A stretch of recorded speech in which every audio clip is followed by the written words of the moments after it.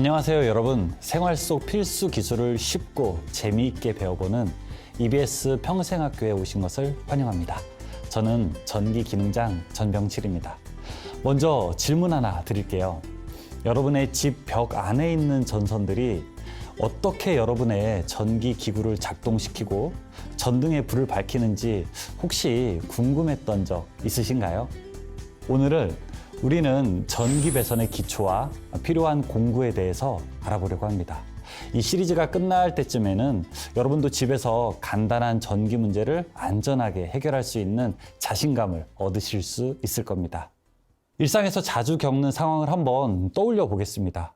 휴대폰 충전기를 꽂았는데 갑자기 콘센트에서 불꽃이 튀거나 작동이 멈췄다면 어떻게 하실 건가요? 전문가를 부르실 건가요? 아니면 테이프로 대충 감고 넘어가실 건가요? 또 다른 예를 한번 들어볼게요. 거실의 전등이 깜빡거릴 때 스위치 문제인지 램프 문제인지 아니면 배선 문제인지 여러분 어떻게 판단해야 할까요? 우리는 이렇게 누구나 작은 전기적 문제를 자주 겪지만 어떨 때는 무시하거나 별 고민 없이 전문가에게 의존하기 쉽습니다. 하지만 스스로 해결할 수 있다면 또 얼마나 든든할까요? 전기 배선 작업은 간단해 보이지만 기본적인 지식이 없으면 큰 사고로 이어질 수 있습니다. 예를 들어 전선 연결 시 적절한 절연이 이루어지지 않으면 시간이 지나면서 과열이 발생하고 결국 화재로 이어질 가능성이 큽니다. 또 배선 작업 중에 전원을 차단하지 않으면 감전사고도 발생할 수 있어요. 전기 작업은 처음에는 좀 복잡하게 느껴질 수 있지만 다행히 좋은 소식이 있습니다. 바로 기초부터 시작하면 된다는 거예요. 첫 번째, 공구를 알아두세요. 많은 장비가 필요하지는 않습니다. 몇 가지 기본 공구만 있으면 대부분의 간단한 작업이 가능합니다. 둘째, 안전이 최우선입니다. 몇 가지 중요한 안전 수칙만 지킨다면 전기 작업도 충분하게 가능합니다. 예를 들어 작업 전에 항상 전원을 끄는 것처럼 말이죠. 먼저 전기 작업을 하기 위해서는 어떤 공구가 필요한지 알아보겠습니다. 큰 비용을 들일 필요가 없이 가정에서는 기본 도구만으로도 충분히 전기 작업을 수행할 수 있습니다. 이건 니퍼입니다.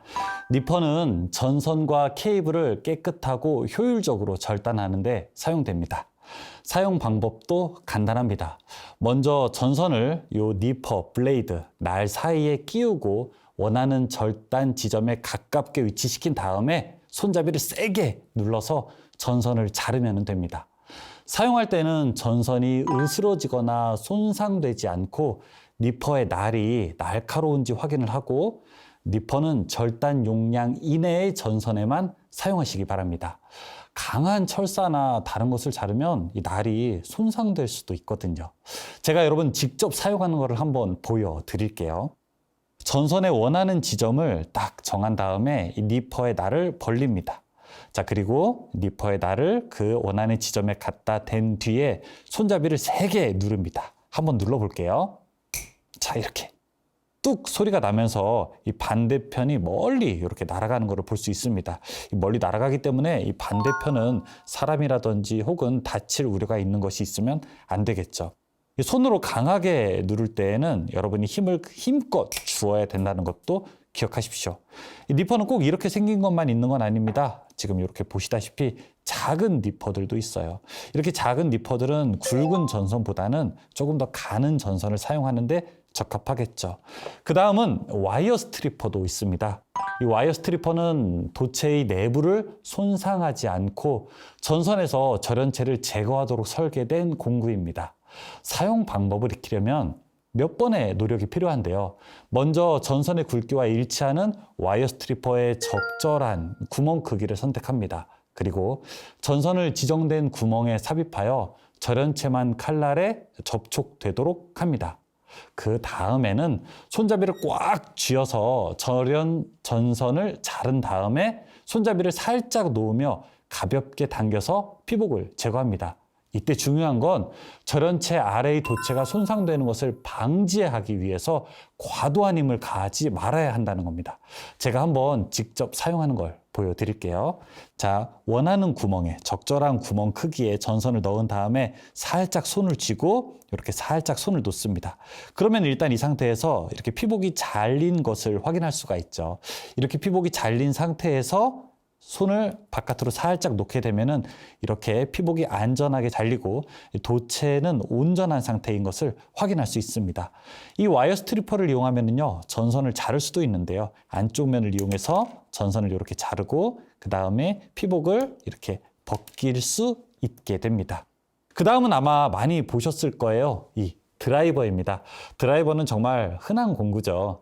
전기 설비나 콘센트의 단자나 나사 같은 걸 조이고 그리고 풀 때 사용하는 공구입니다. 사용하는 목적에 따라서 정말 다양한 모양이 있어요. 일반적으로 사용하는 유형에는 이렇게 일자 드라이버나 그 다음에 이렇게 십자 드라이버가 있을 수 있습니다. 사용 방법도 어렵지는 않죠. 나사 머리에 맞는 그 팁 크기의 드라이버를 선택하고 헤드가 미끄러지거나 벗겨지는 것을 방지하기 위해서 드라이버 나사에 이렇게 수직으로 접촉합니다. 그리고 일정한 압력을 가하고 시계 방향으로 돌리거나 아니면 반시계 방향으로 돌려서 나사를 조이거나 풀면 됩니다.